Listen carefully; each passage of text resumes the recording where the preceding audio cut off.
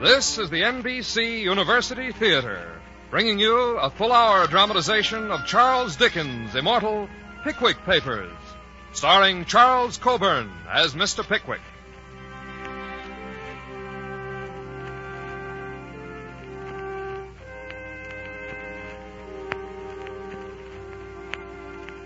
In the past, the radio adapters of Charles Dickens have concentrated mainly on his highly dramatic works, notably A Tale of Two Cities, Great Expectations, and David Copperfield.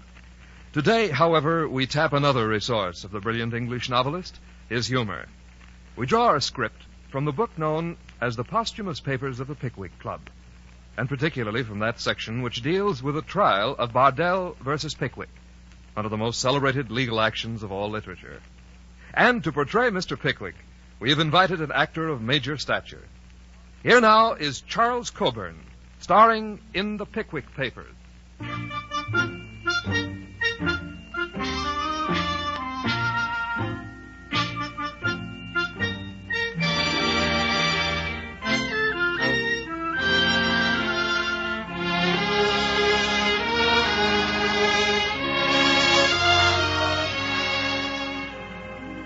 That punctual servant of all work, the sun, had just risen and begun to strike a light when Mr. Samuel Pickwick burst like another sun from his slumbers. He threw open his window and looked out upon the world of London. And then, with a fond sigh, he took up in his hand, a hand which time and feeding had made more fleshly than firm, his brilliant paper entitled Speculations on the Source of the Hampstead Ponds, with some observations on the theory of the tittlebats.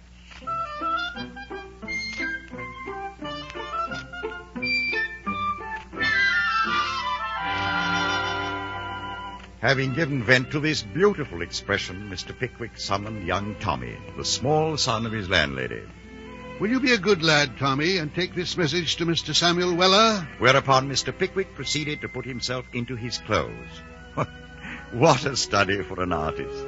Mr. Pickwick in his tights and gaiters, which, had they clothed an ordinary man, might have passed without observation, but which, when Mr. Pickwick wore them, if we may use the expression, inspired voluntary awe and respect. Oh, Mrs. Bardell. Good morning, Mr. Pickwick, sir. It was, in fact, an extraordinary morning, for Mr. Pickwick had come to a momentous decision, which he now undertook to communicate to his landlady, the widow Bardell. Mrs. Bardell. Sir? Your little boy is a long time gone. It was you, sir, who sent him on an errand. Ah, very true, so it was. To Mr. Samuel Weller. Mrs. Bardell, do you think it a much greater expense to keep two people than to keep one? La, Mr. Pickwick. La, Mr. Pickwick, what a question. Well, but do you? Well, that depends a very great deal on the person. Whether it's a saving and careful person, Mr. Pickwick. Very true. But the person I have in my eye possesses these qualities, and has, moreover, a considerable knowledge of the world. La, Mr. Pickwick. Mrs. Bardell, I have made up my mind. Dear me, sir. You may think it strange I never mentioned this matter before, until I sent your little boy out this morning. Oh, yes, yes. Well, what do you think, Mrs. Bardell? Oh, it's so kind of you, Mr. Pickwick, to have so much consideration for my loneliness. Ah, to be sure. When I'm in town, you'll always have somebody to sit with you. To be sure you will. Oh, I'm sure I ought to be a very happy woman. And your little boy will have a companion. Oh, bless your heart. Oh, you dear, you kind, dear man. I could kiss you. I will kiss you. Mrs. Bardell. Oh, my good woman. Please, madam. Dear. Pray, consider. Oh, dear me, what a situation. If anybody should come, should find us like Mrs. Bardell. Oh, let them come. I'll never, never leave you. Dear, kind soul. No, Mrs. Bardell, you are choking me. Oh, bless my soul. Oh, someone's coming. I entreat you, my dear madam, disengage me. It's a mistake. Oh, mercy upon me. She's fainted. Heavens above! A woman in his arms. Mr. Pickwick!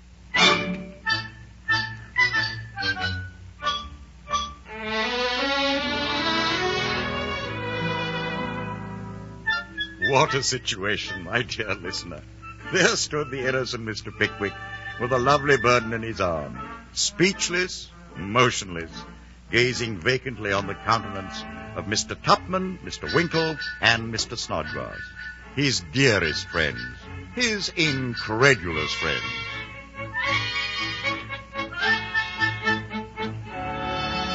I cannot conceive. You cannot conceive? I cannot conceive what's come over this woman. I'd say she's fainted. Why, Mr. Pickwick? Yes, Mr. Pickwick. Why, indeed? I'm sure I don't know, gentlemen. I merely announced my intention of keeping a manservant, Mr. Samuel Weller. And she falls into this extraordinary paroxysm. Gentlemen, I assure you... Oh, nothing at all, my dear Pickwick.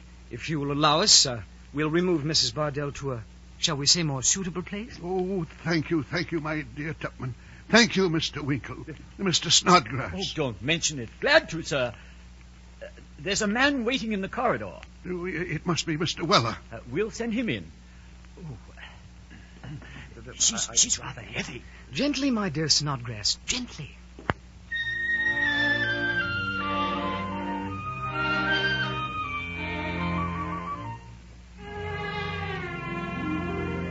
Here I am, sir. Oh, yes, of course. Queer start, that air. One too many for you, she was, won't she? Up to snuff and a pinch or two over. I do not care to go into it. Good enough, sir. I want to speak to you about something else, Mr. Weller. Sam, sir. Thank you. Will you sit down, Sam? Thank you, sir. Your hat, Sam. Oh, yes. Not a very handsome hat. Yet every hole lets in some air, sir. Good for ventilation. Now, with regard to the matter on which I sent for you. That's the pint, sir. Out with it, as the father said to the child when he swallowed a shilling. Oh, yes. I should like to know, Sam, whether you have any reason to be discontented with your present situation. Afore I answers that air question, I should like to know whether you're going to provide me with a better. Yes, Sam. I have half made up my mind to engage you myself. Have you, though? Indeed I have. Wages? £12 a year. Clothes? 2 suits. Work? To attend upon me and to travel with me and my friends. Take the bill down. I'm let to a single gentleman, and the terms is very acceptable. Mr. Pickwick, Sam Weller is your man.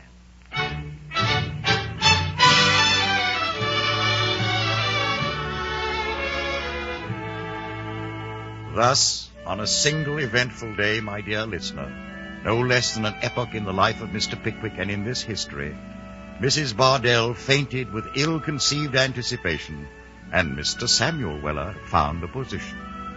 We shall leave Mrs. Bardell temporarily, even as Mr. Pickwick and his friends take steps to leave her permanently. Easy with the baggage there. Easy it is. Look, it's heavy. Sam. What is it, Mr. Tupman? Shh. I don't want Pickwick to hear. Oh, what is it, sir? Snodgrass and I've decided that Mr. Pickwick must leave. But he is leaving the Widow Bardell, sir. Shh. But she's in London. Eh? He must leave London, Sam. Oh. Painful memories, change of scene. Where to, Mr. Tupman? No, just the place for him. Town of Eatanswill. Election on, great excitement. Slumkey versus Fizkin. That's where we're going. Eatanswill. Slumkey versus Fizkin.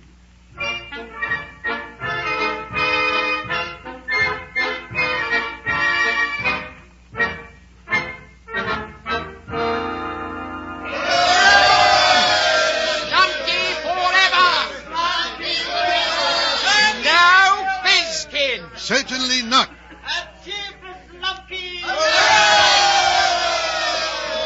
Mr. Pickwick.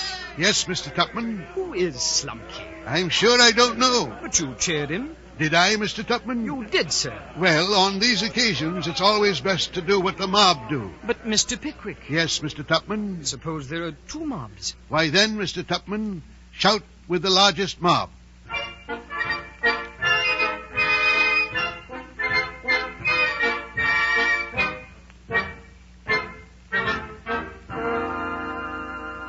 It is pleasant to turn from contemplating the strife and turmoil of political existence to the peaceful repose of private life. Mr. Pickwick had a visitor. Persons are waiting, sir. He's not from... The Widow Bardell? No, sir. I was afraid. And the person wants me, Sam? He wants you particular, Mr. Pickwick. No one else'll do. as the devil's private secretary said when he fetched away Dr. Faustus. Is he a gentleman? A very good imitation of one, sir. Mr. Pickwick, I presume. Permit me, sir, to shake your hand. Certainly, sir. Mr. Leo Hunter. A great honor, Mr. Hunter. My wife, sir, Mrs. Leo Hunter, is proud to number among her acquaintances all those who have rendered themselves celebrated by their great talents. Permit me, sir, to place in a conspicuous part of the list the name of Samuel Pickwick, Esquire. Thank you, Mr. Hunter. Tomorrow morning, sir, we give a public breakfast, a fete champetre.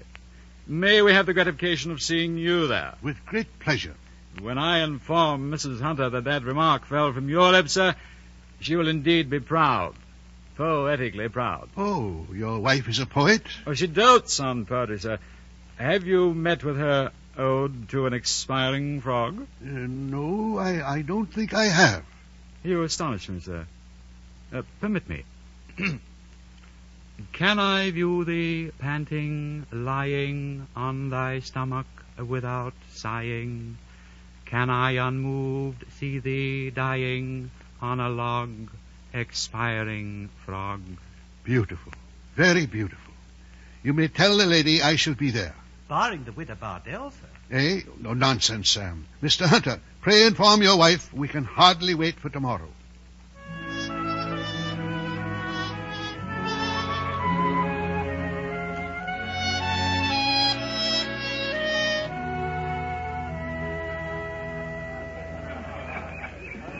What is it? Mr. Pickwick, Ma'am. What? Where? Here, my dear Mrs. Hunter. Oh, is it possible I have really the gratification of beholding Mr. Pickwick himself? No other, madam. Mr. Pickwick, I must make you promise not to stir from my side the whole day. To be with the authoress of the expiring fog. The pleasure is mine, madam. You flatter me, my dear Mr. Pickwick. Oh, Count! Count! Ah, you want me, madame? Mr. Pickwick, I have great pleasure in introducing you to Count Smalltalk. Count Smalltalk, Mr. Pickwick. What do you say, Mrs. Hunt? Pig wig or big wig? No, Count. A Pickwick. Ha, I see. Pick, Christian name, Weeks, surname. Good, very good. Pick Weeks. How do you do, Weeks? Quite well, I thank you. The Count is gathering material for his great work on England. Yes, music, picture, science, politics, all things. The word politics, sir, comprises in itself a difficult study of no inconsiderable magnitude. Ah, very good.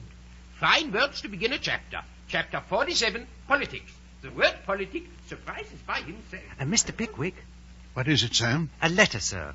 A letter for me? Called at the post office just now and found this here letter, as has laid there for 2 days. It's sealed with a wafer and directed in a round hand. Here, sir. I don't know this hand. Mercy on us. Oh, no. Oh, it must be a jest. No, it can't be true. Mr. Tupman, Mr. Snodgrass. What's the matter, Mr. Pickwick? Oh, Tupman, read this. See for yourself. Freeman's Court, Cornhill, August 28th, 1830. Sir, having been instructed by Mrs. Martha Bardell to commence an action against you for a breach of a promise of marriage.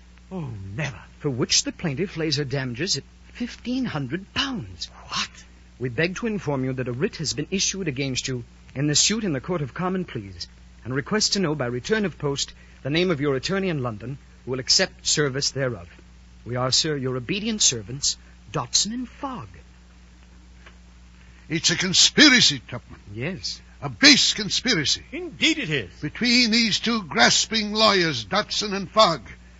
Mrs. Bardell would never do it. No. She hasn't the heart to do it. Of course not. She hasn't the case to do it. Ridiculous. Of course. Very fine, sir.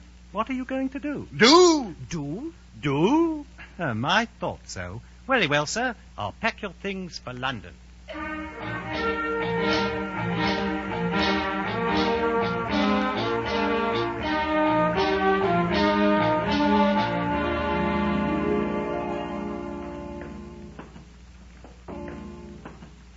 Hot water and brandy for the gent. Pint of porter for you, sir. Thank you, me good fellow. To your good health, Mr. Pickwick. Sam, Yes, sir. there's a stout gentleman, an elderly gentleman at that table. He seems to know you. He's coming this way. I wouldn't believe it. Samuel, my boy. Why, it's the old un. The old one, Sam? What old one? Mr. Pickwick, my father, sir. Mr. Anthony Weller, Mr. Pickwick. How do you do? How are you, sir? It's been a long time, old un. Why, Sammy, I Have, old codger. How's stepmother? I'll tell you what, Sammy. There never was a nicer woman as a widow. Shh, father, hush up. But I've done it once too often, Sammy. I've done it once too often. Take example by your father, my boy, and be very careful of widows. What's the matter with him, Samuel? Has he got a widow? That's what I've been trying to say, old un. He's got him a widow, all right. Oh, so that's it. Who is he, Samuel? Mr. Pickwick is my employer. Eh? Oh. I beg your pardon, sir. I hope you've no fault to find with Sammy, sir. None whatever, Mr. Weller. Very glad to hear it, sir. I took a good deal of pains with his education, sir. Let him run in the streets when he was very young and shift for himself. It's the only way to make a boy sharp, sir. Sharp? That's what's happening to us, old un. Mr. Pickwick is being took by a pair of sharp lawyers. Lawyers, is it? Very bad. Generally fatal. Come now, Mr. Weller. I shall call witnesses to attest to my character. Pardon the expression, sir. Yes, Mr. Weller? I'd like to hand you a bit of advice about character. Do you, sir? I'll do that. My advice is, never mind the character. Stick to the alibi. Well, I'll raise me glass to you, Mr. Pickwick. Very best luck in the trial.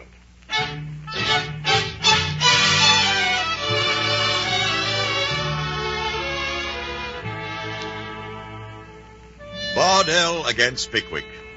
We are come, my dear listener, to the 14th day of February 1831. A fateful day.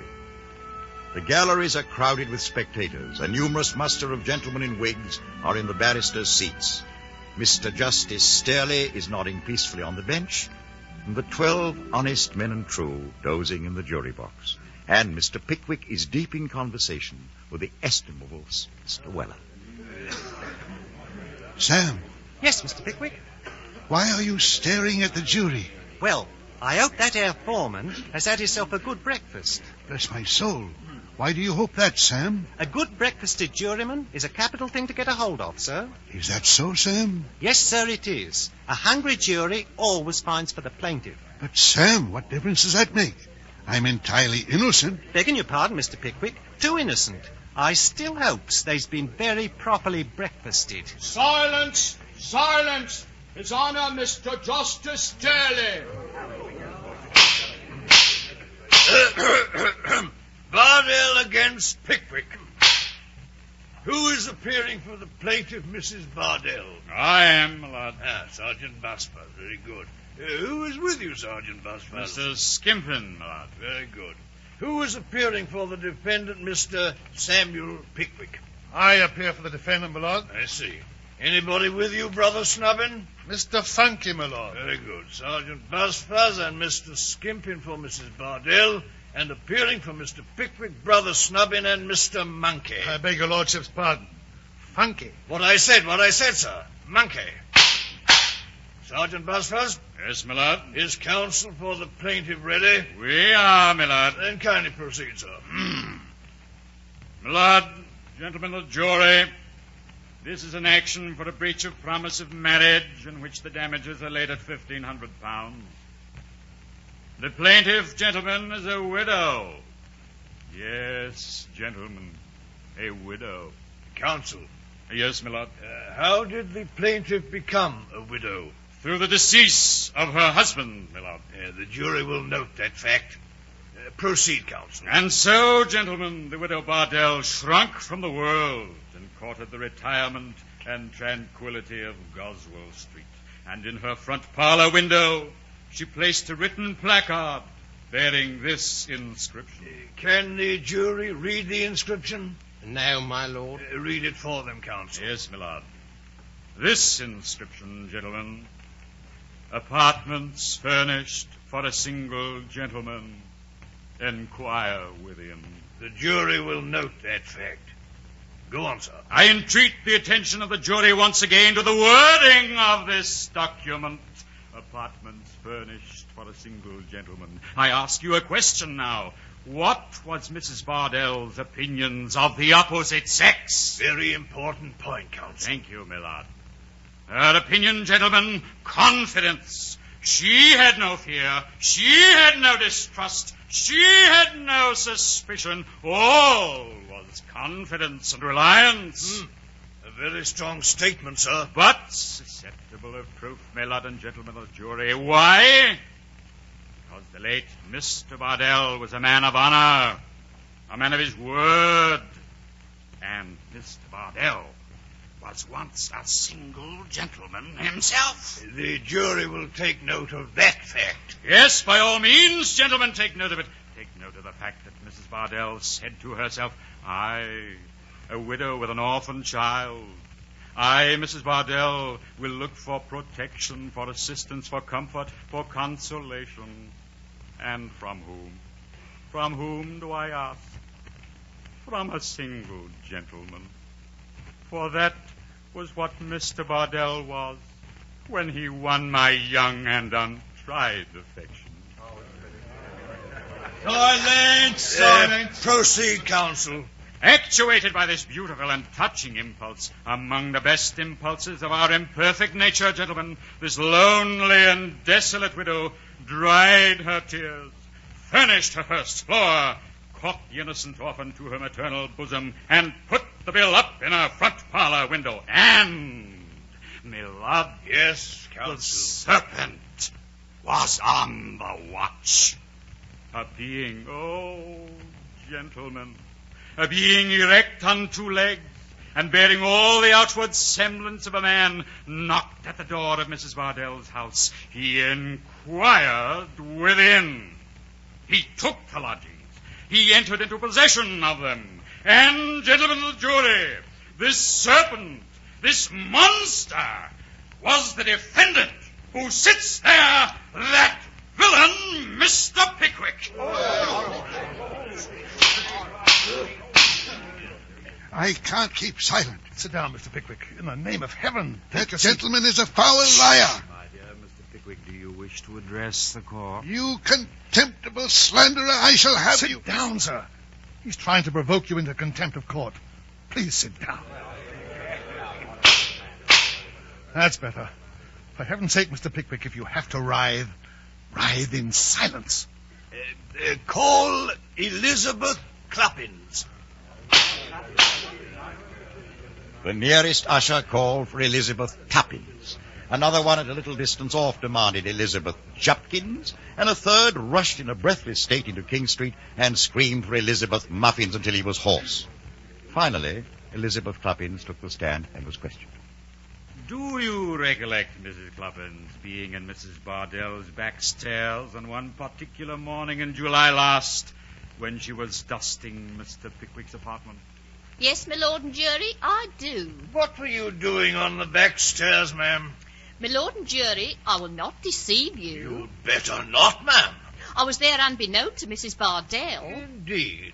I'd been out with a little basket, my lord, to buy £3 red kidney potatoes, which was £3, twopence halfpenny. When I see Mrs. Bardell's street door on the jar. My dear madam, on the what? Partly open, my lord. She said on the jar. It's all the same, my lord. A likely story. Well, resume, madam. I walked in, and there was a sound of voices. And you listened, I believe, Mrs. Clappins. I would scorn the action, sir. Of course, Mrs. Clappins, you were not listening, but you heard the voices. Yes, sir. Did one of these voices belong to Mr. Pickwick? It did, sir. And what did he say? Well, now, mind you, I wasn't listening, but I heard the gentleman say... Mrs. Bardell, do you think it much greater expense to keep two people than to keep one? La, Mr. Pickwick. La, Mr. Pickwick, what a question. Well, but do you, Mrs. Bardell? Well, that depends a very great deal on the person. Whether it's a saving and careful person, Mr. Pickwick. Very true.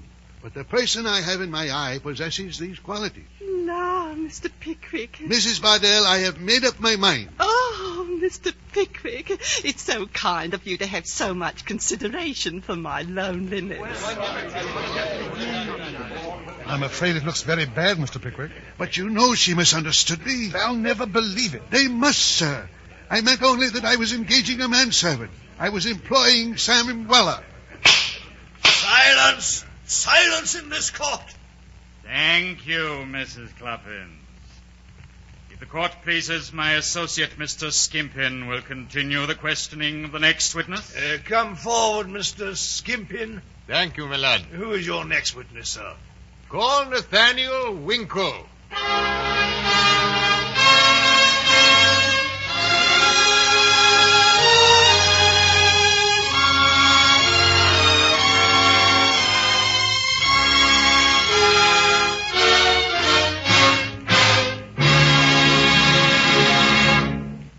From Hollywood, the NBC University Theater is bringing you Charles Coburn in a radio version of the Pickwick Papers by Charles Dickens. This play is part of a series devoted to the classic novels of Anglo-American literature. If you are interested in supplementing your enjoyment of these productions with home study under college supervision, be sure to listen to the announcement at the close of this program. And now, our intermission commentator, the distinguished critic and professor of English at Columbia University, Mark Van Doren. Speaking from New York, here is Mr. Mark Van Doren.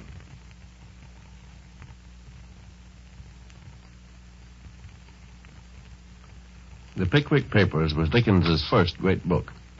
Published in 1837, when he was 25, it sounded like the work of a much older man. But this is always the case with master artists, who must discover their worlds early or not at all. The famous world of Dickens is already in this joyous book. It will never be any larger, though it is doomed to be darker with human evil. Even here there is evil and suffering, or as Dickens puts it at the close, there are dark shadows on the earth. But for his hero, Mr. Pickwick, as well as for himself, its lights are stronger in the contrast. Some men, he says, like bats or owls, have better eyes for the darkness than for the light. We have no such optical powers. Both the darkness and the light increase as Dickens goes along. Intended as a humorous novel to be published in parts, the Pickwick Papers more than makes good its intention. It creates at least two immortal characters in Mr. Pickwick and Sam Weller, and thus becomes a comic masterpiece. Mr. Pickwick, commencing merely as one of several eccentrics who form a club, soon outgrows this role. Mr. Tupman, Mr. Snodgrass, and Mr. Winkle remain what they were, but their benevolent, plump friend is transformed by experience into a distinguished person whom we deeply love. Doubtless he is helped in this by the companionship of his wonderful servant, Sam Weller, whose infinite impertinence never hides the fact that he is faithful and wise. He is helped, too, by the friendship of Mr. Wardle and his daughters, not to speak of Mr. Wardle's fat boy, Joe. So is he helped, though in reverse, by the knaveries of Mr. Jingle and the downright villainies of Dodson and Fogg, lawyers for Mrs. Bardell. In prison, where he stays for months, he makes acquaintance with human misery, at the same time that he realizes the depth of Sam Weller's devotion to him. He emerges not less, but more benevolent than before. His goodness of heart is henceforth pure, unmotivated, and complete. So he transcends at last the entire rich population of his book. This population includes Bob Sawyer and Benjamin Allen, Job Trotter and Sergeant Buzzfuzz, the elder Weller, Mrs. Weller, and Mr. Stiggins. All have their fascinations, but the god of the Pickwick Papers is Mr. Pickwick himself, who shines forever as the sun does, on good and evil, angel and fiend alike. Thank you, Mr. Van Doren. Our radio version of Charles Dickens' Pickwick Papers, starring Charles Coburn as Mr. Pickwick, will continue from Hollywood after a brief pause for station identification.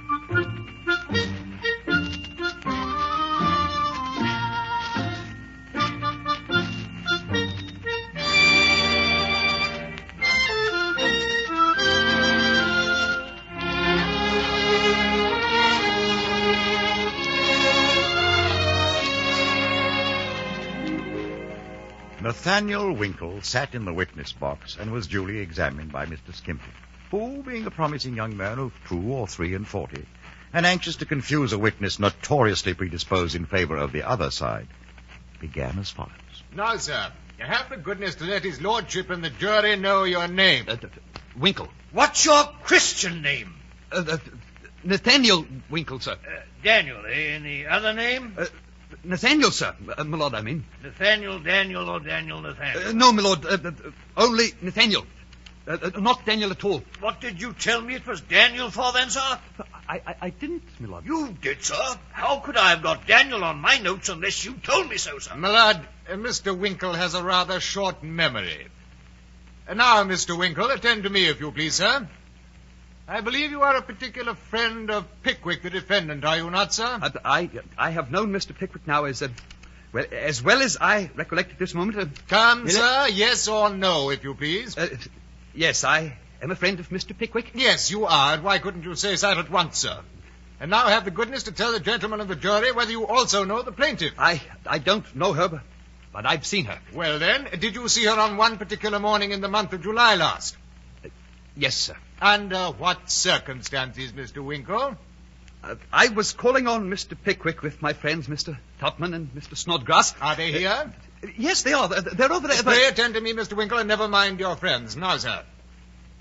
Tell the gentlemen of the jury what you saw on entering the defendant's room on this particular morning. Must I? Out with it, sir. Well, Come, sir, we must have it sooner or later. Must we? Let the gentlemen of the jury take note that Mr. Winkle is a reluctant witness. Mr. Winkle, answer the question put to you. Yes, my lord. The defendant, Mr. Pickwick, my lord. Louder, sir. Don't tell me. Tell the jury. Yes, my lord. I entered the defendant's apartment with Mr. Tupman and Mr. Snodgrass and found Mrs. Bardell with Mr. Pickwick. Ah, Mr. Winkle. How did you find them? Must I, my lord? You must, Mr. Winkle. Out with it. Mr. Pickwick, on this particular morning, appeared to be conversing with Mrs. Bardell in a most unusual manner. Yes, a most unusual and express. Well, what do you think, Mrs. Bardell? I'm sure I ought to be a very happy woman. And your little boy will have a companion. Oh, bless your heart. Oh, you dear, you kind dear man. I could kiss you. I will kiss you. Mrs. Bardell, my good woman. Please, madam, please, pray consider. Oh, dear me, what a situation. Pray consider if anyone should come. Oh, let them come. Let them come, Mr. Pickwick. I'll never, never leave you. Dear, kind soul. Mrs. Bardell, you're choking me. Bless my soul. And where were Mr. Pickwick's arms, Mr. Winkle?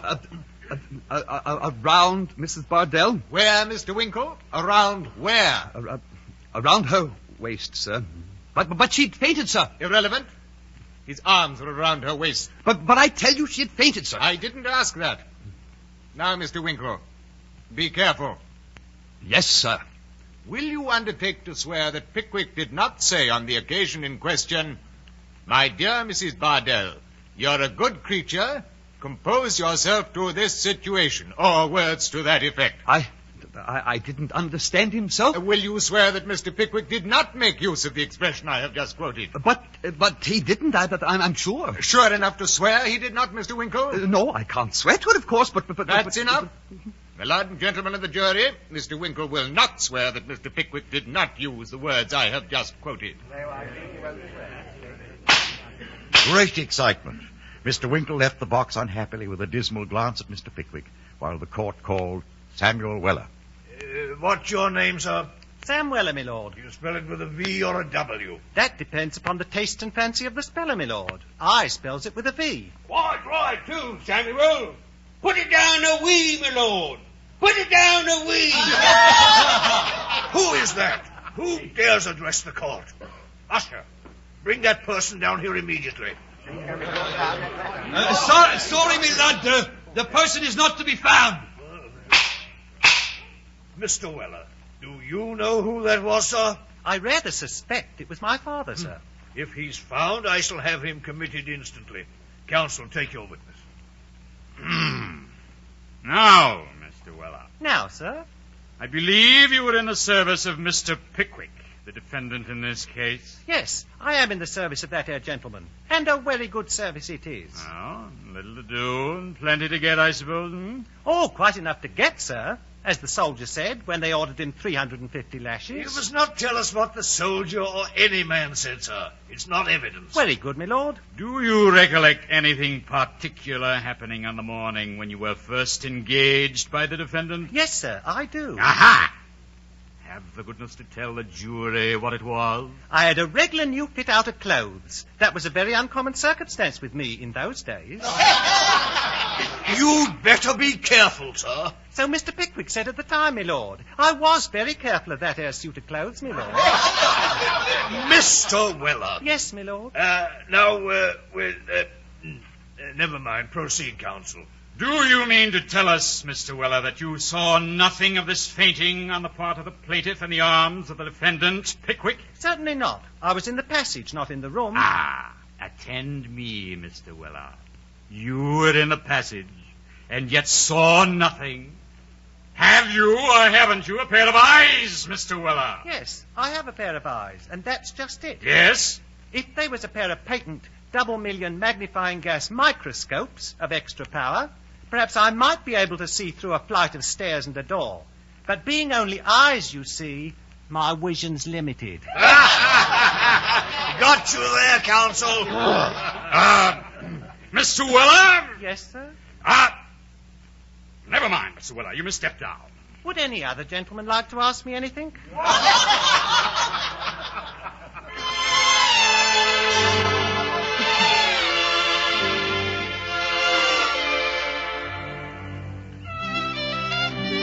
There were no further questions for Mr. Weller. Counsel for the defense then addressed the jury and eulogized Mr. Pickwick. Counsel for the plaintiff did likewise and villainized Mr. Pickwick. Then Mr. Justice Sterley read as much of his notes as he could decipher and explained that if Mrs. Bardell were right, it was perfectly clear that Mr. Pickwick was wrong. Upon that brilliant summation, the jury retired to their private room to talk the matter over, and the judge retired to his private room to consult a mutton chop and a glass of sherry. Mr. Pickwick sat meanwhile with an agitated countenance and a quickly beating heart.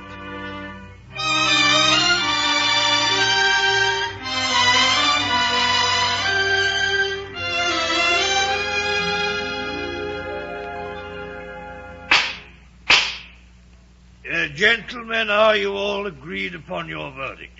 We are, my lord. Do you find for the plaintiff, gentlemen, or for the defendant? We find, my lord, for Mrs. Bardell, the defendant. But I am innocent. This is an outrage. Silence, Mr. Pickwick, or I shall have you committed for contempt. Gentlemen of the jury, what damages have you brought in? £750, my lord. I shall not pay.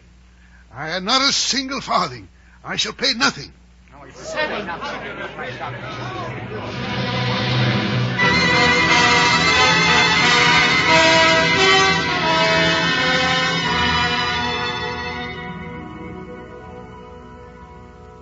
I tell you, Winkle, I stand on my rights as an Englishman. I shall not pay a farthing. But, Mr. Pickwick, they'll throw you in debtor's prison. I don't care. I shall stand on my rights as an Englishman. But you're a rich man, sir. You can afford £750. I cannot afford to abandon a principle, Mr. Snodgrass. Too much character, Mr. Pickwick, and not enough alibi. Why won't there alibi, sir? Mr. Pickwick. Don't argue with me, Sam. I'm not arguing, sir. There's a gentleman outside. Well, I'm ready for him. I made no promise to Mrs. Bardell.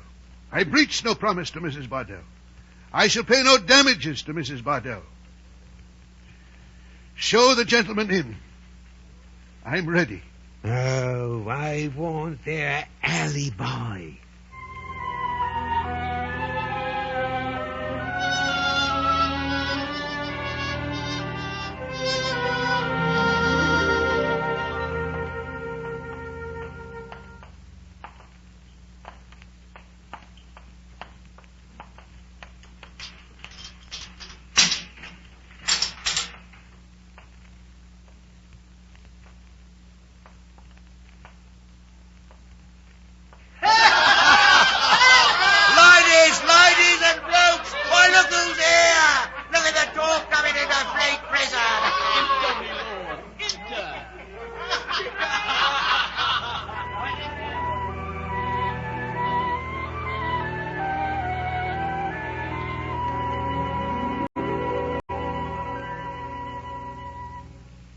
So that's why you came to the old one, eh, Samuel? That's why, Father.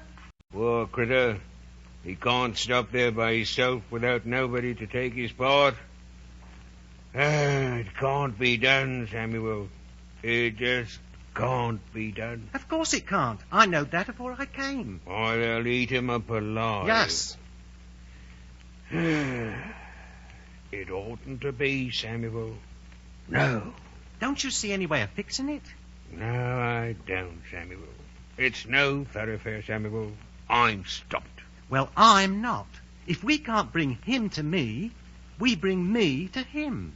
What's that? Father, I'll trouble you for the loan of £5.20. What good'll that do? Perhaps you may ask for it 5 minutes afterwards. Perhaps I may say, I won't pay. Eh? And perhaps you won't think of arresting your own son for the money and sending him off to the Fleet prison, will you? Oh, Samuel, it's a smart head. Well, what are you sitting there for? Where's the money?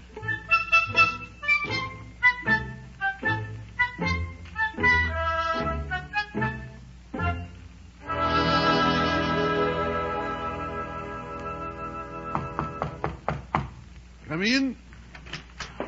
Sam Weller, what are you doing here?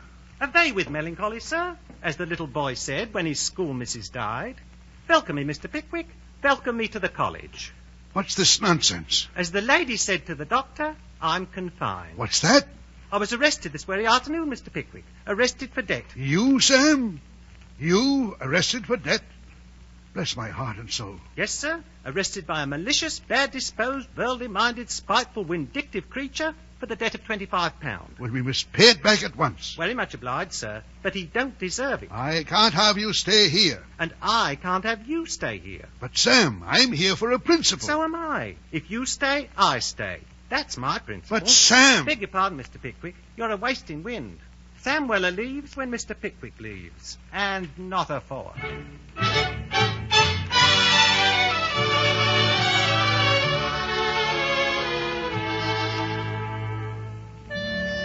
A few mornings after his incarceration, Mr. Samuel Weller, having arranged his master's room with all possible care, betook himself to the prison taproom, bestowed a platonic wink on a young lady peeling potatoes, took a refreshing draught of beer, opened his newspaper to the police reports, looked at the young lady, and, since she was still there, found it an act of common politeness to wink again. In this state of abstraction, he heard his name unmistakably proclaimed. Weller! Hi! Weller! Weller! Who wants him? Has an express come to say his country house is afire? It's me, Samuel. What are you roaring at? You looks like an aggravated glass blower. Samuel, I'm afeard I shall laugh myself into an apoplexy. Have you got a pain, Olden? In the bosom, Samuel. Samuel, I got a plan to get Pickwick out. Quick, what is it? Samuel, me and a cabinet maker's devised a little plan for getting Mr. Pickwick out of prison. All it needs, Samuel, is a piano. Say that again? A pianoforte, Samuel. One as won't play, Samuel. Are you drunk, Father? No more than usual, Samuel. No more than usual. But are you awake? I don't know what you mean about a piano that won't play. There ain't no works in it. No works? Empty. Then what's the good of it? Can't you see? It'll load him easy, even with his hat and shoes on. The legs is made holler, and he'll breathe through the legs. But he'll never consent. It's all very properly planned, Samuel. He'll take passage to America. America? Right, sure, Samuel. The American government will never give him up when they find out how he's got money to spend. Then when Mrs. Bardell is dead, or the lawyers is young, he can come back and write a book about the Americans, insulting them good and proper. It'll pay all his expenses. No go, Father. But it's a lovely plan, Samuel. Very lovely. But Mr. Pickwick can leave tomorrow if he wants to.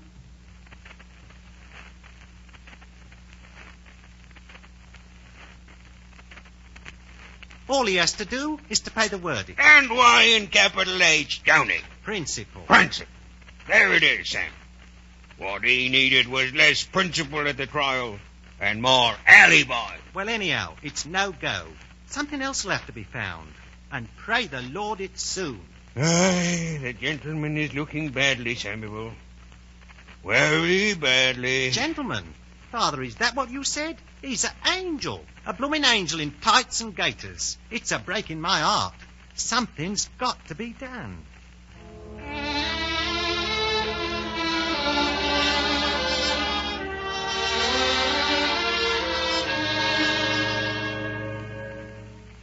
Do you believe in Providence, dear listener? At this very moment, Providence is riding in a hackney cabriolet in the person of a certain Mr. Jackson, riding to Goswell Street and the residence of the widow Bardell.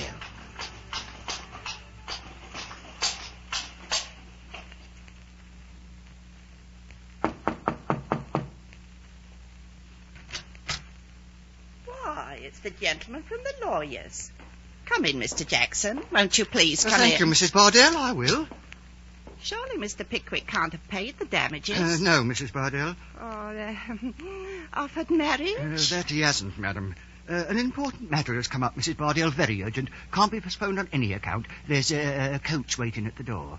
How very strange. Won't you tell me what it is that's so urgent? In the carriage, Mrs. Bardell, if you don't mind. Very well. I'll go.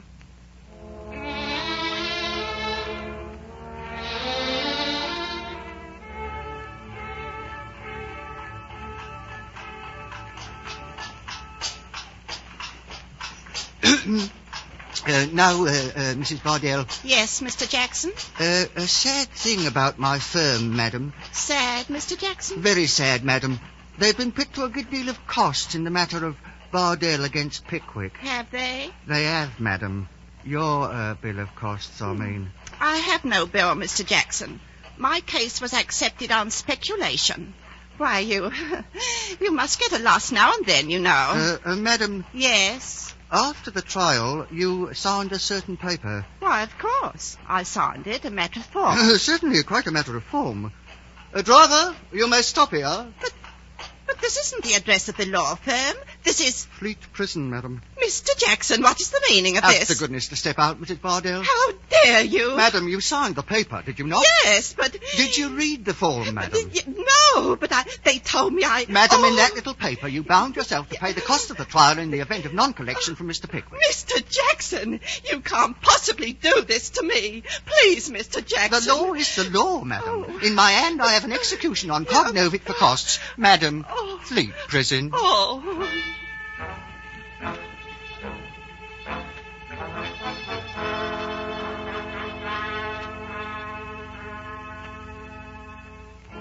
Even as the gates of Fleet Prison closed on her, Mrs. Bardell started violently.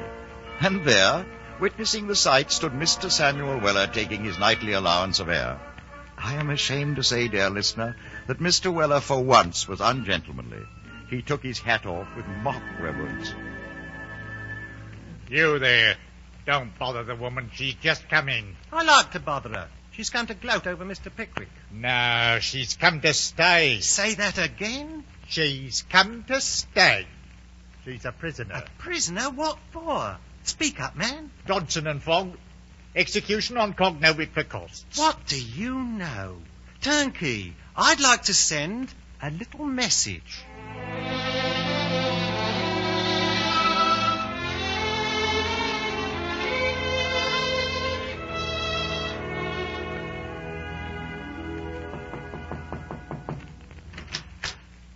Why, it's Lawyer Perker. Very glad you looked in accidentally, sir. Mr. Pickwick, gentleman to see you. So there is, Mr. Pickwick. Perker?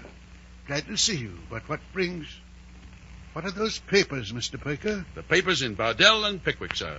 Well, why are they here? They form the subject of our conversation, sir. Mr. Perker, I prefer that subject to be not mentioned. My dear sir, it must be mentioned. The plaintiff in the action, namely Mrs. Bardell, is within these walls. Sam has told me so. And you know why she comes here? At whose suit? Yes, at least I've heard Sam's account of the matter. I'll venture to say his account is a perfectly correct one. Well? I ask you, Mr. Pickwick, whether this woman is to remain here. To remain here? To remain here. Why do you ask me? It rests with the firm of Dodson and Fogg. It does not rest with the firm of Dodson and Fogg. It rests solely, wholly, and entirely with you. With me, Mr. Perker? With you, Mr. Pickwick. Her speedy liberation or perpetual imprisonment rests with you and with you alone. Oh, no. Hear me out, sir. Nobody but you can rescue her from this den of wretchedness, and you can do that by paying the cost of this suit. both of plaintiff and defendant. Never, Mr. Perker. Mr. Pickwick, I have seen the woman this morning. By paying the cost, you can obtain a full release and discharge from the damages of £750. But I'm still convicted of breach of promise of marriage. You were wrong there. What? I have in my hand Mrs. Bardell's signed statement that this entire business was fomented, encouraged, and brought about by these men, Dodson and Fogg. Mr. Perker, are you sure? Here is the statement. Read it. She entreats me. Mr. Pickwick, she entreats me to intercede with you and implore your pardon. Yes, if I pay costs for her. A valuable document indeed. No if in the case, my dear sir. Whether you pay or not, she absolves you. I don't know what to say. Then trust your heart, sir. But, Mr. Perker... There can be no buts. Not when you have an opportunity of placing yourself in a much higher position than you ever could by remaining here. But there is a principle involved. Oh, people who don't know you would impute it to sheer, dogged, wrong-headed, brutal obstinacy. Brutal, Mr. Perker? Nothing else, my dear sir, believe me. Can you hesitate to avail yourself of this way out? Can you hesitate to liberate your faithful servant, Samuel Weller? Will you doom him to imprisonment for the whole of your life? You make it very difficult for me, Mr. Perker. I want... Revenge. Then take a magnanimous revenge and release Mrs. Bardell from this scene of misery. Mr. Perker? Yes, Mr. Pickwick. Will you call Sam, please? No need to call. I'm standing right behind you all along, sir. You always stand behind me, don't you, Sam? God willing, sir, I always will. Some of this is your doing, isn't it, Sam? I ain't a saying. Yes, Mr. Pickwick. Sam sent for me. I thank you, Sam. I hope I never forget. Don't say nothing whatever about it, sir. I only assisted nature, as the doctor said to the boy's mother after he'd bled him to death. Very well, Sam. Very well, Mr. Perker. I'll do what you both desire. Mr. Perker, you may take the necessary steps.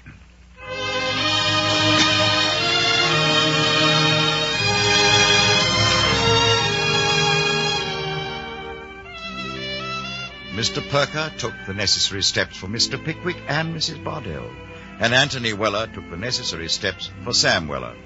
Sam instantly invested his whole stock of ready money in 25 gallons of mild porter, which he himself dispensed to the debtors on the poor side of the prison, hurrahing in divers places until he lost his voice, and then quietly relapsed into his usual collected and philosophical condition. Then in burst Mr. Tupman. Welcome to freedom, Mr. Pickwick. And also Mr. Snodgrass. We've missed you, Mr. Pickwick. Missed you terribly, sir. And also Mr. Winkle. You look so pale, sir. But we'll fix that. We will indeed. Sam, are Mr. Pickwick's things ready? All ready, gentlemen, including Samuel Weller. Then what are we waiting for? Mr. Pickwick, allow me, sir. My arm.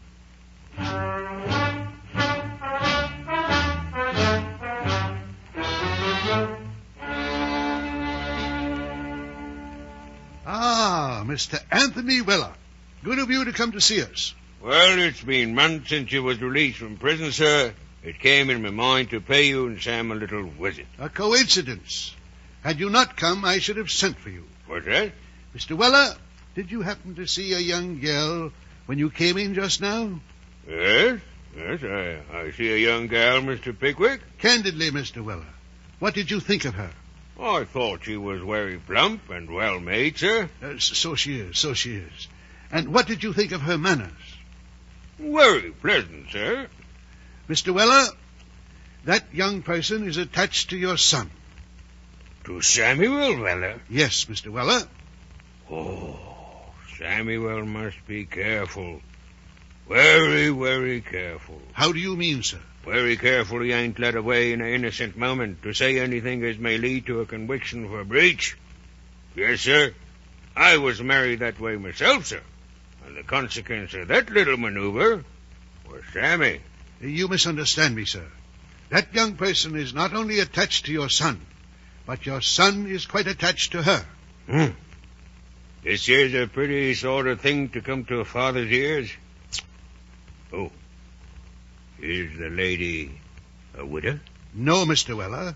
The young lady is not a widow. Oh? Well, very well, sir. Seeing as how the lady's not a widow, you may tell him they has Tony Weller's blessing. God bless you, Mr. Weller. You have made me very happy.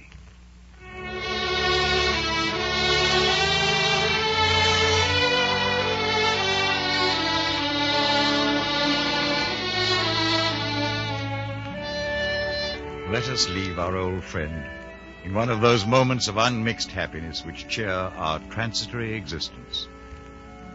There are dark shadows on the earth, but its lights are stronger in the contrast. Some men, like bats or owls, have better eyes for the darkness than the light. We, who have no such optical powers, are better pleased to take our last parting look at the visionary companions of many solitary hours, when the brief sunshine of the world is blazing full upon them.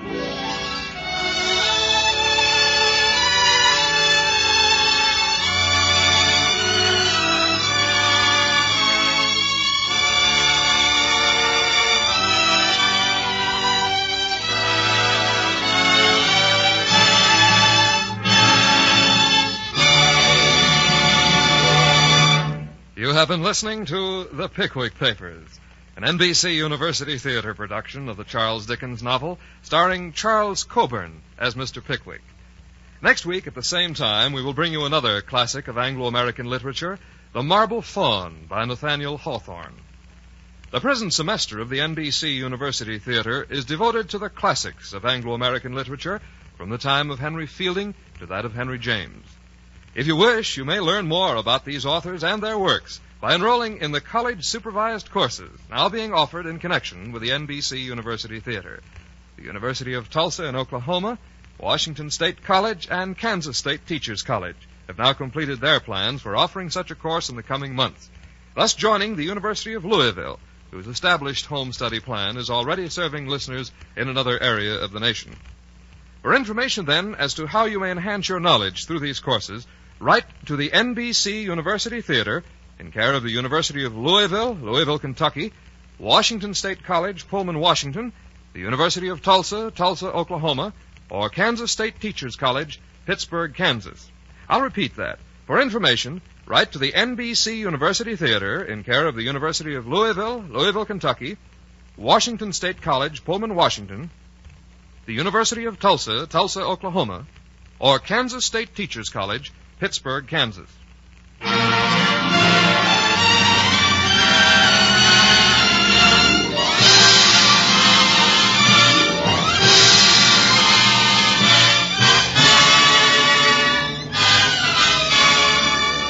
The Pickwick Papers were adapted for radio by Morton Wishengrad.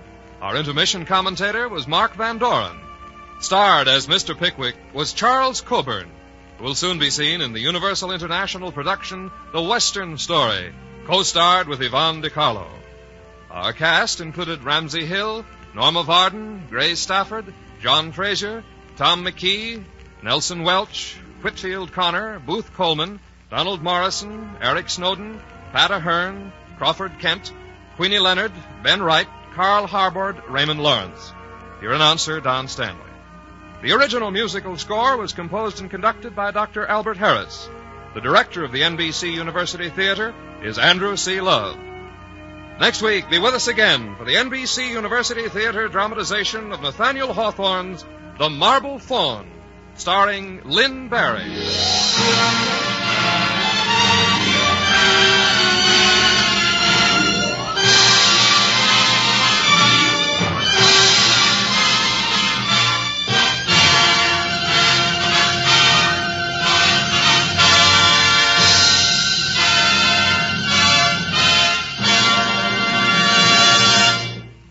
This program came to you from Hollywood. Here's Morgan. For goodness sake, on NBC.